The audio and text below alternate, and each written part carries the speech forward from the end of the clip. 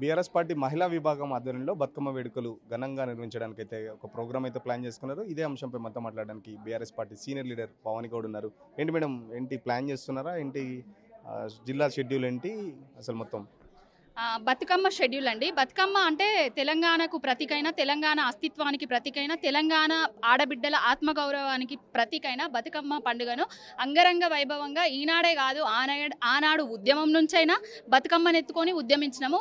తెలంగాణ రాష్ట్రం వచ్చిన తర్వాత 10 ఏళ్ల కేసీఆర్ గారి పాలనలో బంగారంలాగా తెలంగాణ ఆడబిడ్డలకు ఒక పుట్టి నుంచి శార పంపించి తెలంగాణ బతుకమ్మ ఆడుకోండి ఆడబిడ్డలారా అని చెప్పిన బాపు కేసీఆర్ గారి దగ్గర నుంచి వెళ్ళి ఏదైతే తులం బంగారము, 2500, 6 గ్యారంటీలు, 420 హామీలు, 1 కోటి మంది మహిళలను కోటీశ్వరులను చేస్తా అని రేవంత్ రెడ్డి మార్పు అని కాంగ్రెస్ అధికారంలోకి వచ్చింది కదా. ఆ అధికారంలోకి వచ్చిన తర్వాత తెలంగాణ ఆడబిడ్డలను ఏ విధంగా అష్ట కష్టాలు పెడుతుందో అవన్నీ పాటల రూపకంగా చిత్రించి ప్రతి నియోజకవర్గంలో ఈ పాటలు పెట్టబోతున్నాం. మార్పు అని ప్రజలను ముంచే పాలనను తీసుకొచ్చిండు. యూరియా కష్టాలు కానివ్వండి, నీటి కష్టాలు కానివ్వండి, అసలు అన్నదమ్ముళ్ళు, అక్క చెల్లెళ్ళు, అసలు వృద్ధాప్య పింఛన్ల గురించి కానివ్వండి, వీటన్నిటి గురించి పాటలు రచించడం జరిగింది.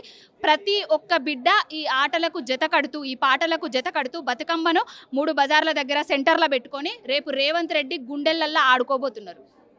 బతుకమ్మ పాటల గురించి అంటే కేవలం ఇప్పుడు బతుకమ్మ పాటల్లో రేవంత్ రెడ్డి వైఫల్యానికి సంబంధించి ప్రత్యేకంగా పాటలు రూపొందించారా? అంటే రేవంత్ రెడ్డి వైఫల్యాల గురించి బతుకమ్మ పాటలను రూపొందించినాము.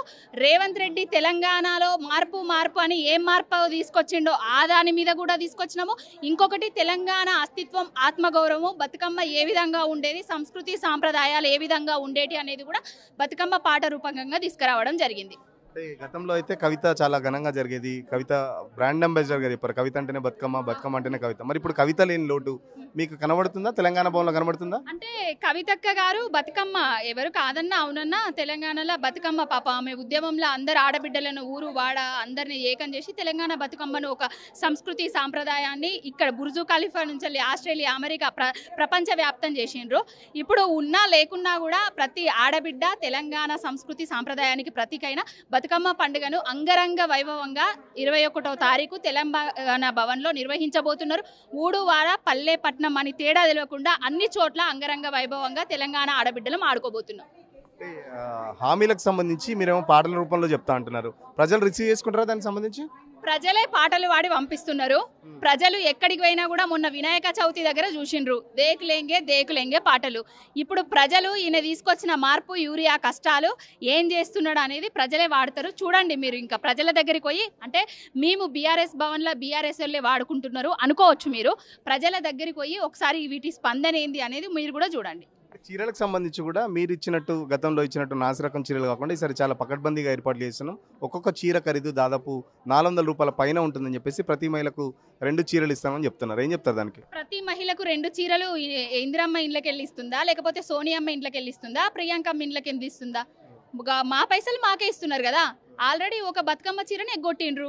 ఇప్పుడు ఈ బతుకమ్మకు 2 చీరలు ఇస్తా అని చెప్తున్నారు. ఇంట్లో కూడా కొర్రీలు పెట్టి మహిళా సంఘాల ఉన్న అది మహిళలకు మాత్రమే ఇస్తామని చెప్తున్నారు. ఇప్పటి వరకు ఇప్పుడు 21వ తారీఖు రోజు పెత్రమాస, ఇప్పటిదాకా చీరలు రాలేదు. మరి జాకెట్లు ఎప్పుడు కుట్టించుకుంటాము, చీరలు ఎప్పుడు వేసుకుంటాము, ఎప్పుడు ఆడతాము? రేవంత్ రెడ్డి ఇచ్చేది లేదు, సచ్చేది లేదు. ఇచ్చినా కూడా మా కేసీఆర్ గారు ఏదైతే ఇచ్చిండో చేనేత అన్నలకు అన్నం పెట్టడానికి, చేనేత వృత్తులను ప్రోత్సహించడానికి నేతన్నలకు ఆర్డర్లు ఇవ్వడం జరిగింది. మరి ఈయన ఎక్కడి నుంచి తెస్తాడో చూద్దాం. చూసినాక మరి పట్టు పితాంబరాలు పంపిస్తాడా, సోనియా గాంధీ, ఇందిరాగాంధీ కట్టే చీరలు పంపిస్తాడా, లేకపోతే మన రేవంత్ అన్న భార్య గీతారెడ్డి కట్టే చీరలు పంపిస్తాడా, మరి చూద్దాం. చూసినాక మాట్లాడదామండి. అసలైన తొలి వెలుగు. ఫాలో వాట్సాప్ @తొలి వెలుగు official.